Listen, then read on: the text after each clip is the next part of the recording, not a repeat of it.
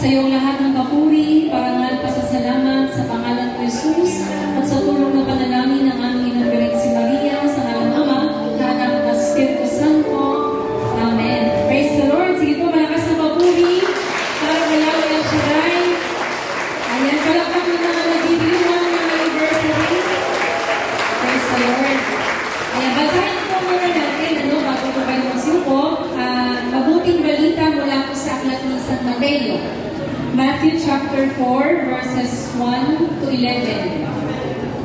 Matthew chapter 4, verses 1 to 11, at ito pong nasusulat sa ating pong saling wika. Pagkatapos ay dinala ng Espiritu sa ilang upang tuksohin ng dyablo. Doon, 40 araw at 40 gabing nag-ayuno si Jesus at siya'y nagutom. Dumating ang manunuksot, sinabi sa kanya, "Kung ikaw ang anak ng Diyos, gawin mong tinapay ang mga batong ito." Ngunit sumagot si Jesus, nasusulat, "Hindi lamang sa tinapay nabubuhay ang tao, kundi sa bawat salitang namumutawi sa bibig ng Diyos." Pagkatapos nito'y dinala siya ng dyablo sa paluktok ng templo sa banal na lungsod. "Kung ikaw ang anak ng Diyos," sabi sa kanya, "magpakihulog ka, sapagkat nasusulat, ipagbibilin niya sa kanyang mga anghel na ingatan ka, at aalalayan ka nila upang hindi ka matisod sa bato." Sumagot si Jesus, nasusulat din naman, "Huwag mong subukin ang Panginoon mong Diyos." Pagkatapos, sinala siya ng dyablo sa isang napakataas na bundok. Mula rooy, ipinatanaw sa kanya ang lahat ng kaharian ng sanlibutan at ang kayamanan ng mga ito. At sinabi ng dyablo, "Ibibigay ko sa iyo ang lahat ng ito kung magpapatira pa ka at sasamba sa akin." Sumagot si Jesus, "Lumayas ka, Satanas, sapagkat nasusulat, ang iyong Diyos at Panginoon ang sasambahin mo, siya lamang ang iyong paglilingkuran." At iniwan siya ng dyablo. Dumating ang mga anghel at naglingkod sa kanya. Ang mabuting balita ng ating pong kaligtasan. Praise the Lord. Sige po, nakikisan pa. Papurihan si Yahweh El Shaddai. At pakitignan po ang inyong katabi.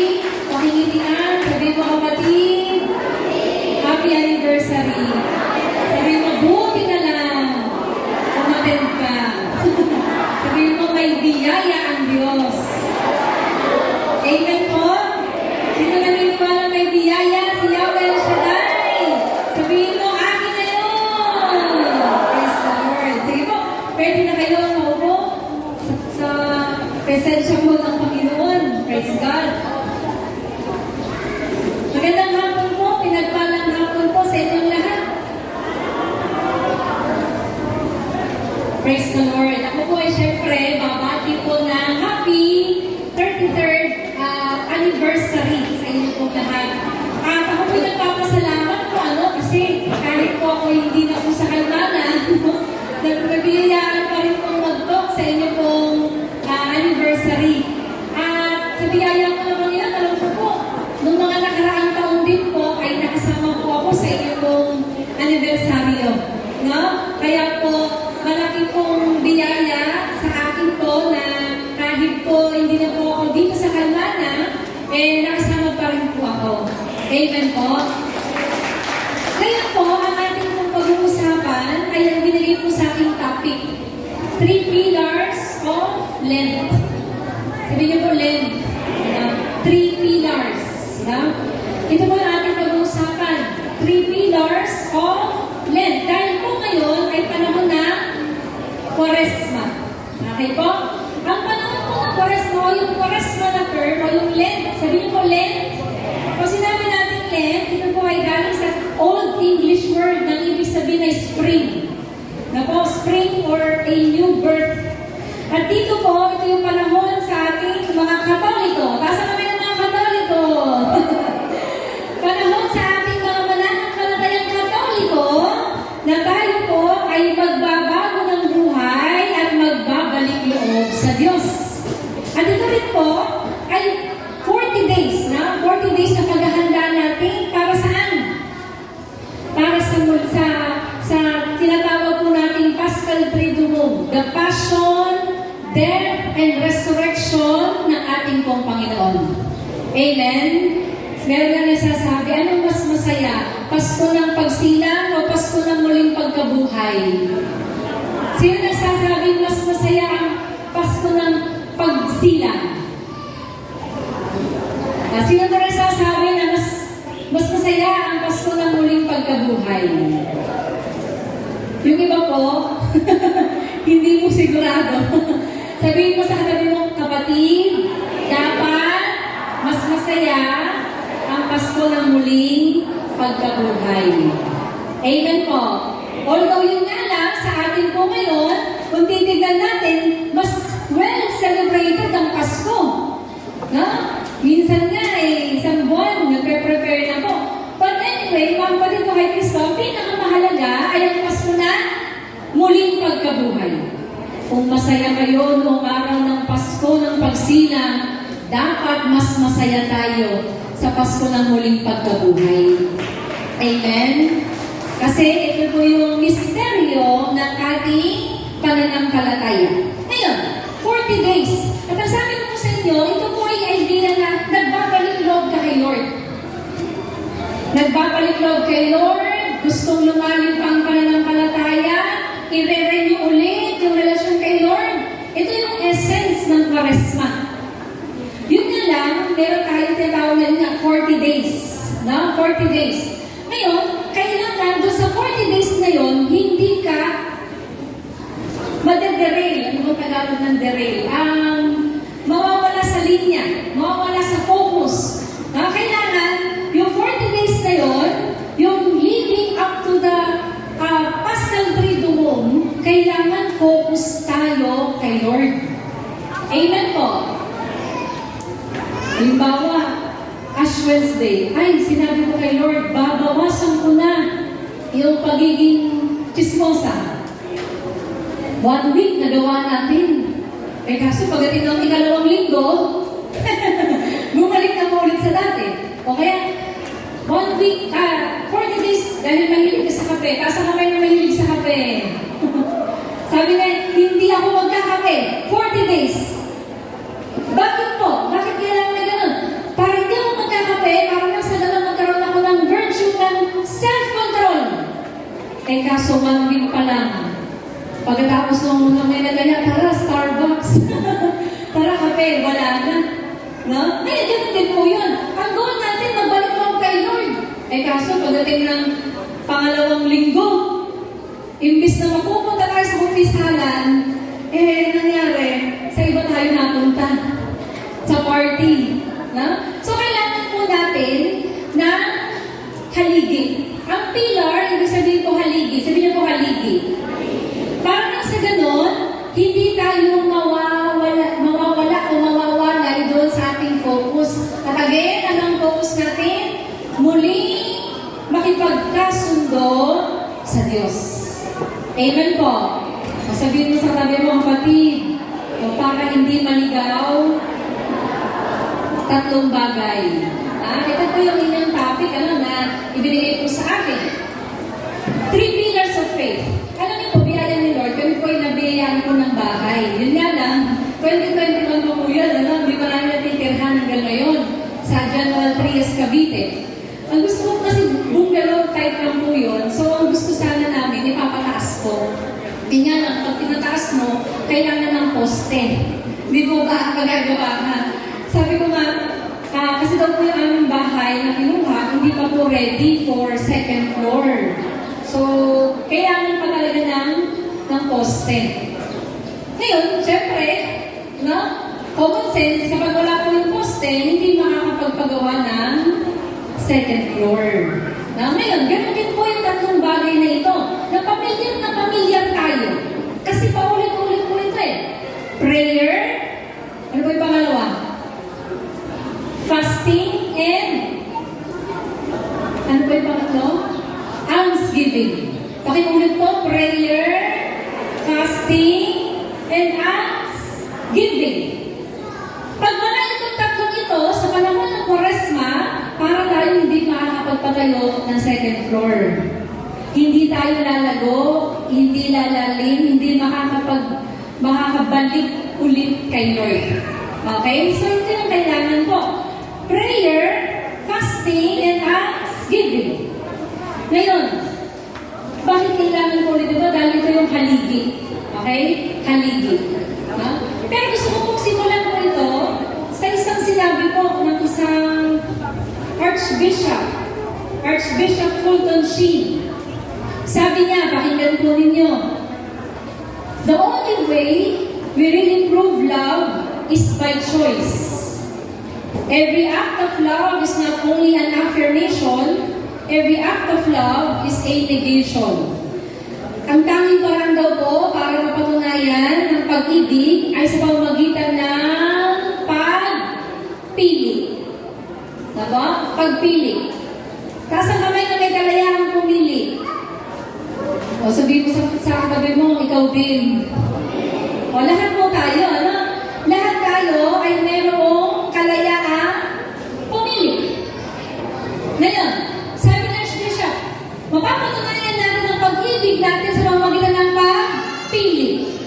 O pag nagmamahal ka, pag mayroong kang asawa, boyfriend o girlfriend, syempre, ang gagawin mong desisyon, hindi makakasakit doon sa taong mahal mo. Amen po. Ngayon, ganun din po yun. Sa pananampalataya, napapatunayan natin ang ating pag-ibig kay Lord sa pamamagitan ng mga bagay na ating pinipiling gawin. O pinipiling hindi gawin. Nakuha po ninyo? Sabihin mo sa tabi mo, mahal mo ba ang Diyos? Sabihin mo, seryosong tanong yun. Taas po kami na nagmamahal sa Diyos. Salamat naman sa Panginoon, ano? Ngayon, ulitin ko po, the only way we really prove love is by choice. Kapag pinili mo na gawin ito, ito'y dahil sa minamahal mo si Kristo. Pinili mong gumawa ng mabuti, pinili mong manalangin, pinili mong mag-fasting, pinili mong magbigay. Okay po? So ngayon, the first pillar of Lent, no, is yung prayer. No? Choose to pray. Piliin natin manalangin. Tapos ang mga nanalangin po, na merong habit of prayer, na merong oras na pananalangin. Kung tanangin, lahat naman po tayo nagpe-pray. Hopefully. Nawa po, lahat tayo talaga nananalangin. Yun nga lang, mga kapatid po kay Kristo, maaaring hindi ganun ka-regular yung ating pananalangin. O kaya po wala yung tinatawag na habit. No? Wala yung nakasalayang habit, yung tinatawag na habit. O kaya po, ang panalangin ay minsan lang kapag may kailangan. Alam ko, narinig po yun? Kadalasan daw po ang ating panalangin ay minsan lang kapag may kailangan. But we all know po na ang panalangin ay pakikipag-usap sa Diyos. At kapag ikaw ay nag-umiibig sa Panginoon, kailangan mo kausapin. Just like the relationships dito sa mundo, kailangan mo makipag-communicate. At ganoon din po sa ating Panginoon, sa pamamagitan ng ating pananalangin, tayo ay nakikipag-usap dahil iniibig natin siya. Amen po? Ngayon, ang sabi dito, mga kapatid ko kay Kristo, ang prayer ay ating pong communication kay Lord. Pero ito po yung isang maganda na gusto kong pagtuunan ng pansin. Sapagkat kung tutusin ang panalangin, ang topic po na ito, medyo malawak at marami kang maitatopic. Pero gusto ko po na sa panahon ng Quaresma, ito pa isang bagay na maranasan natin through prayer. Sabi dito, it is also through prayer that we receive the capacity to love. Narinig niyo po? Ito po ay sa pamamagitan ng panalangin na tayo po ay nakakatanggap ng kakayahang magmahal. Kakayahan magmahal. At my dear brothers and sisters, pag tayo po ay nagpe-pray, no? Hindi lang sa tuwing tayo po ay mayroong kailangan. Kundi most importantly, mga kapatid ko kay Kristo, ay na-align yung ating kalooban sa kalooban ng Diyos. At kapag na-align ang kalooban natin sa kalooban ng Panginoon, nagagawa nating magmahal. Amen? I remember po, meron pong isang hindi nakasundo. Siguro mga year kaka-college siguro po, or sabihin natin first years namin sa gawain bilang preacher. Hindi namin magkatugma po ng ugali. Alam ko po, siguro may ganun talaga, no? Na talagang opposite kayo ng ugali, so hindi kayo nagkakasundo. Kaya po, dumating sa point na dahil lagi kaming hindi nagkakasundo, pag nakikita ko siya, naiinis na ako. Aminin ko po yan, ano? Pag nakikita ko siya, parang, wala na, bad trip na ako. Parang hindi na masaya, yung gano'n. Kasi nasira na yung araw mo, kasi nakita mo siya. And it is because, dahil nga hindi kami nagkakasundo, so dahil hindi kami lagi nagkakasundo, nagkaroon nga ng parang, nag-build up na yung inis ko. I mean, yung inis ko, kaya pag nakikita ko siya, hindi na, naiinis ako. Nako? May ganun po ako noon. Eh, syempre, yun po yung isang bagay na lagi ko talagang ikinukumpisal. Kasi nga, syempre, preacher ka, hindi naman ina-expect ni Lord na close mo lahat. Diba? Hindi naman ina-expect ni Lord eh. Pero hanggang maaari, hindi ka naiinis, wala kang samaan ng loob, wala kang kagalit. Wala yung parang makikita mo lang, parang nagbo-boil na yung dugo mo. Walang ganun dapat eh. Nako?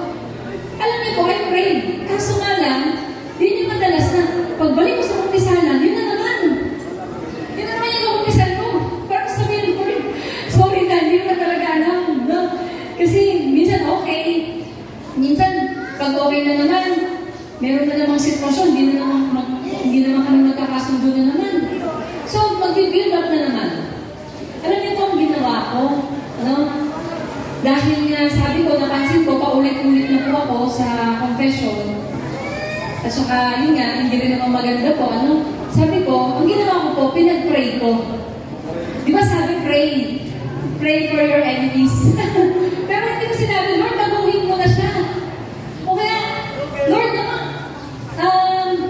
pagbago na ugali niya, hindi ko gawin niya aking pinag-pray.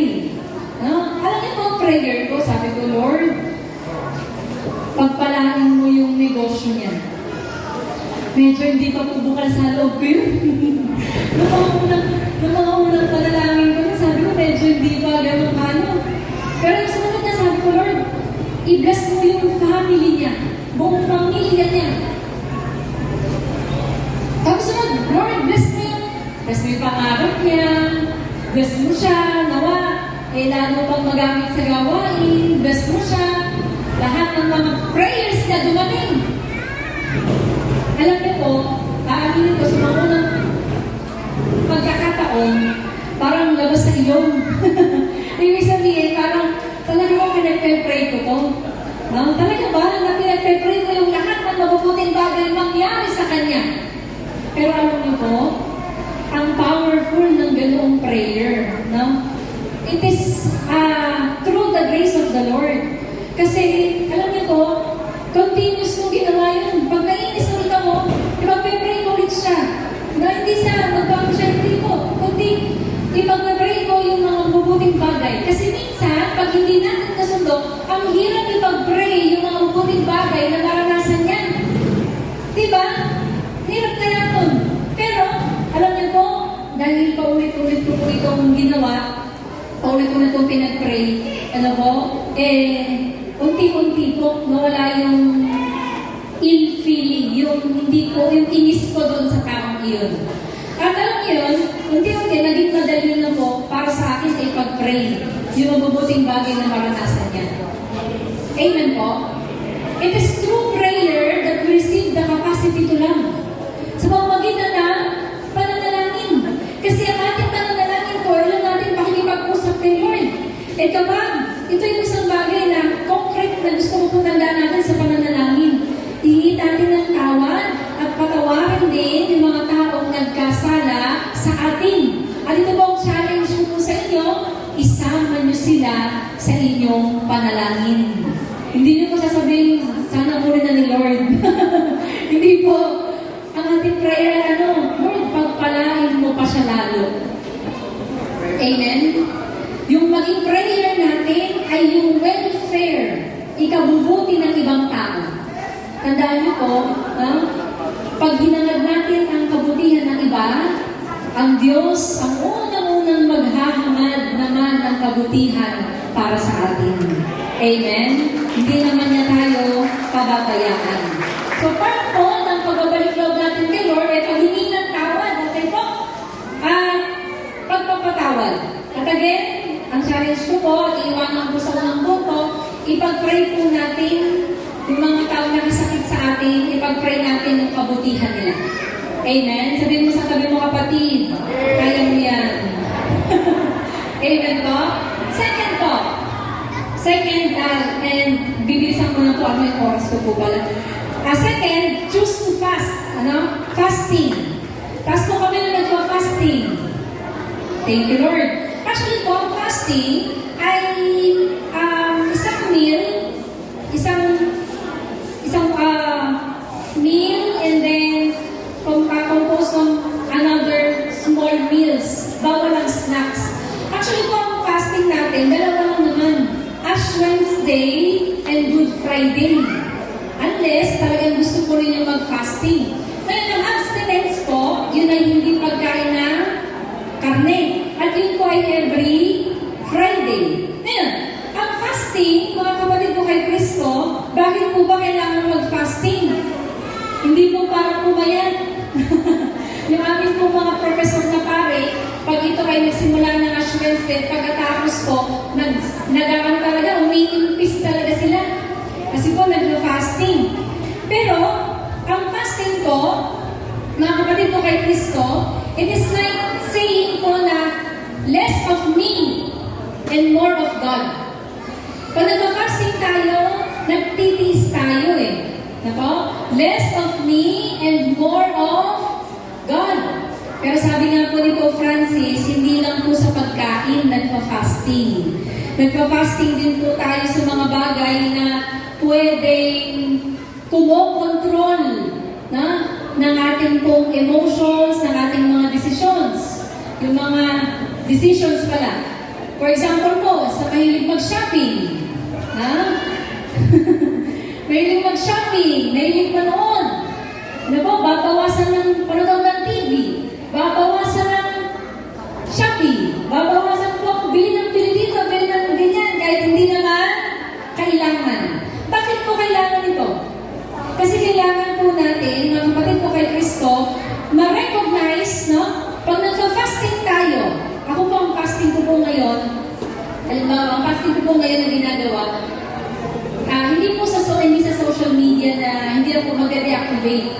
Pero ginagawa ko, hindi ako nagpo-post, as in, yun po yung aking tinatry na i-fast. Hindi ako nagpo-post, yung stories, and as much as possible po, hindi ako nagpo-Facebook. Kung sa client ko lang po, yun lang. Pero the rest, talagang yun po yung aking iniwasan. Ngayon, bakit po ito kailangan? Bakit kailangan? Halimbawa ko sa inyo, ang fasting nyo po, hindi kayo magkakape na. O hindi muna kayo magkakape. Okay, babawasan yung shopping. Kasi po, para po ma-recognize natin na hindi tayo alipin ng ating mga desires. Na hindi tayo makokontrol na para pag hindi ka nakapagkape, parang nanginginig yung laman at gusto-gusto mo ng kape. Pag hindi ka nakapag-shopping, para bang nananat yung kamay mo kasi kailangan gumastos. Pag-guess niyo po yun? Hindi tayo alipin ng mga desires na yun.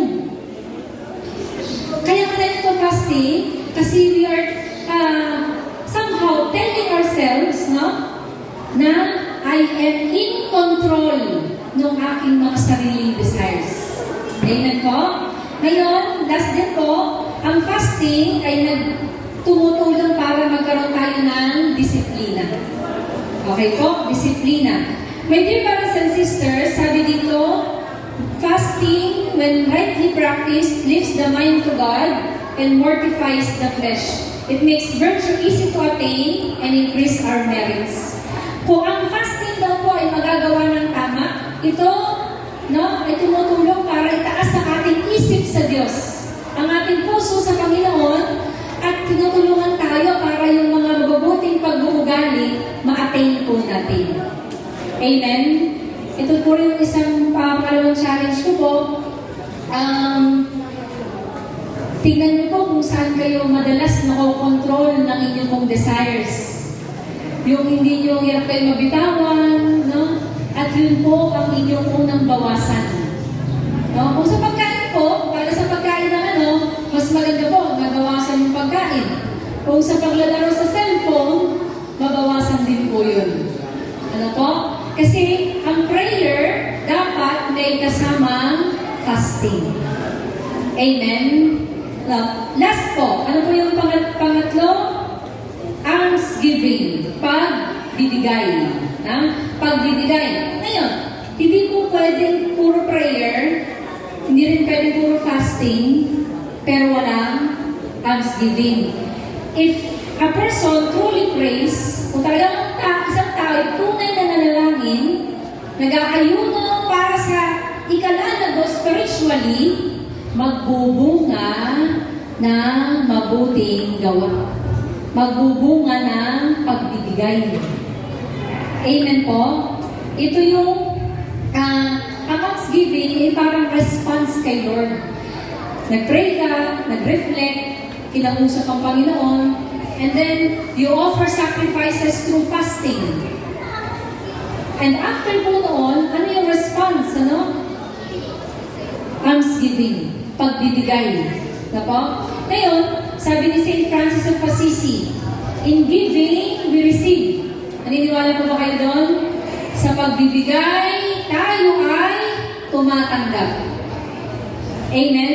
Ngayon, mga kapatid ko kay Kristo, although ang pagbibigay ng limos ay nakakatulong po ito para ma-detach yung ating pong sarili sa possessions, sa mga material na bagay sa mundo nito. At pagpapaalala that everything is temporary. Lahat ay lilipas. Kahit gaano ingatan ng isang bagay, talagang lumilipas. So I pray, mga kapatid ko kay Kristo, hindi lang po ito tungkol din sa pagbibigay ng yaman natin, kundi pagbibigay ng oras, pagbibigay ng mabubuting salita, pagbibigay ng panalangin sa mga taong nangangailangan nito, pagbibigay po ng ating sarili sa paglilingkod. Amen po? Pero again, the more na nagbibigay tayo ng oras, ng yaman, ng lakas, ng buhay para sa Panginoon at para sa kapwa natin, mas lalo tayong magkakaroon. Mas lalo tayong mananagana. Amen? Ngayon, bilang pong pagtatapos, oras po. Ito po, hindi pwedeng fasting lang, hindi pwedeng prayer lang. Kailangan po may almsgiving. Sabi ko sa inyo kanina po, sa amin sabi ng Papa ko, kailangan may haligi. Hindi pwedeng isang haligi lang para po makapagpagawa kami ng second floor. Kailangan 4. No? So, ganun din po yun. Hindi po pwedeng prayer lang. No? Kailangan may fasting. At kailangan po yung prayer and fasting magbunga sa almsgiving. At tandaan niyo po, ang lahat ng ito pag ating pong ginawa, no? With the intention na mapalapit kay Lord, ito, lalalim at lalago po yung ating pananampalataya. Amen? Sige po, inangalingan ko na po kayo tumayo. At sa oras po ito, ako po'y mananalangin lang, then awitin po natin yung mapalapit sa iyo. Sa ngalan ng Ama, ng Anak, at ng Espiritu Santo. Amen. O Diyos na mabuti, Yahweh Shaddai, dalangin namin na sa aming paglalakbay sa panahon ng Kwaresma, nawa ang aming pong panalangin ay makatugon sa iyo ang aming puso, Lord, na makauo sa iyo, piliin ka, piliin ang kalooban mo. Tulungan mo rin kami, Panginoon, na makapanalangin, magkaroon ng habit of prayer. Tulungan mo rin kami maipag-pray yung mga tao na nakasakit ng aming kalooban. At ang aming dingdalangin, Panginoon, tulungan mo rin kami mag-fasting. We pray na mabawasan yung aming pong mga desires, Panginoon. At dalangin namin na naway lumago kami, Lord, sa virtues o Diyos. At nawa, Tulungan mo rin kami makapagbigay. Lahat ng biyayang ibinigay mo po sa amin, naway maibahagi namin sa iba. Lahat ng talento, lakas, panahon na ibinigay mo po sa amin, naway maibigay namin sa iba.